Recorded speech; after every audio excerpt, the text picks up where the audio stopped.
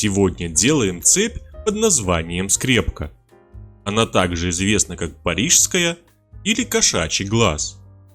Расчеты на это и другие виды цепей есть в приложении. Ссылка в описании и на главной странице канала. Я рад приветствовать вас на цепилогии. Для изготовления цепи я наматываю плотную спираль с коэффициентом 4. Затем нарезаю ее на отдельные кольца.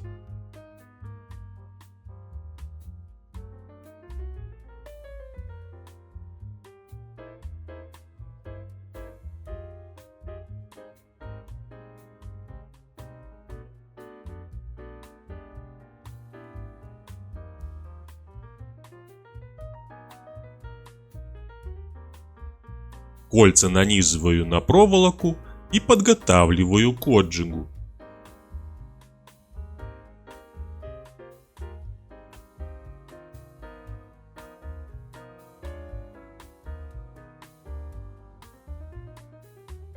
Обильно смачиваю флюсом.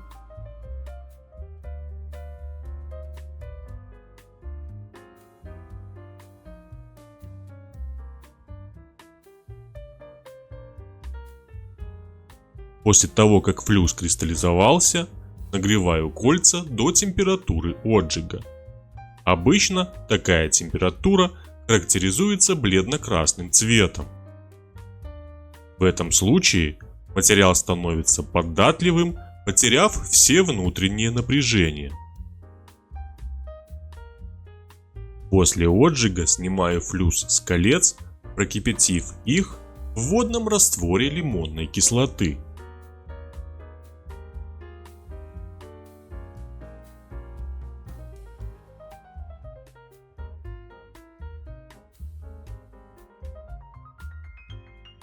Приступаю к сборке.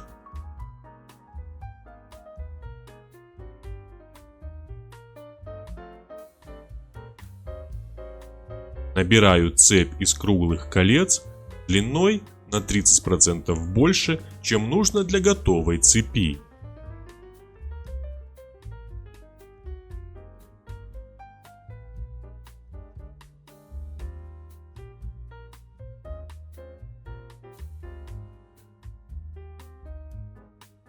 Теперь из пары колец нужно сформировать вот такое звено.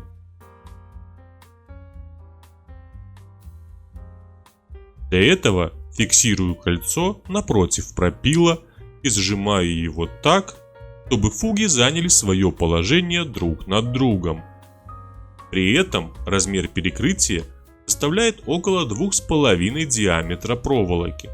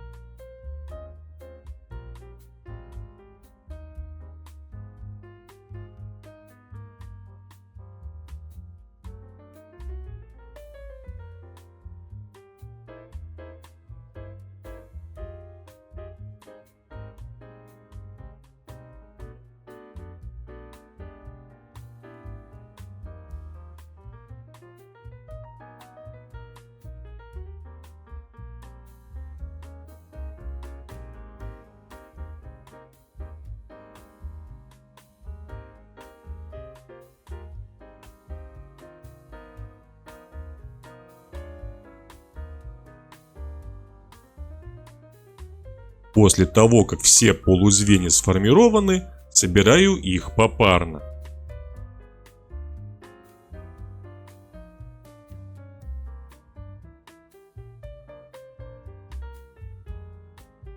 Перед началом пайки немного натягиваю цепь, так чтобы звенья не разваливались. и обильно смачиваю флюсом. Прогреваю цепь до полной кристаллизации флюса. Закристаллизованный флюс склеивает кольца, и впоследствии это облегчит пайку.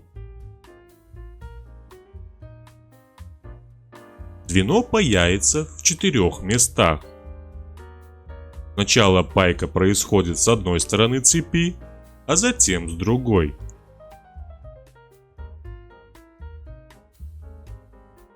Важно точно дозировать припой, чтобы звенья получились одинаковые.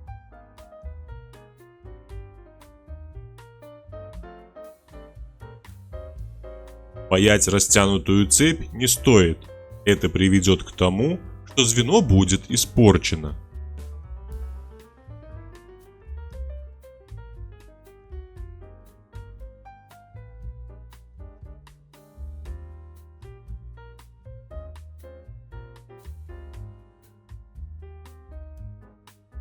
После пайки цепь имеет винт, и для придания ей нужной формы цепь необходимо выкрутить. Делать это желательно не за раз, а с промежуточным отжигом.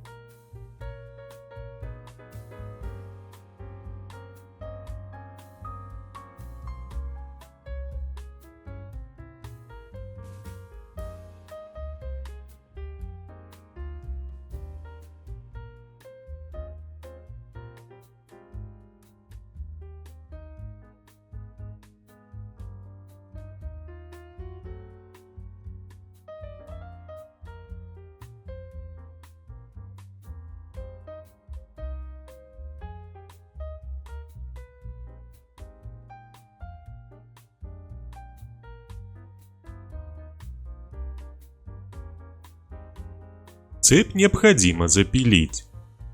Классическое запиливание – это 2 грани по бокам цепи.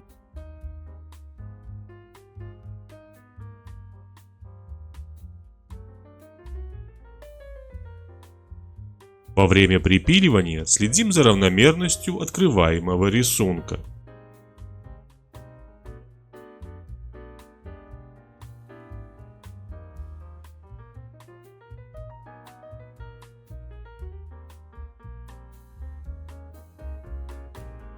Риски от мелкого напильника я убираю бормашинкой при помощи наждачной насадки.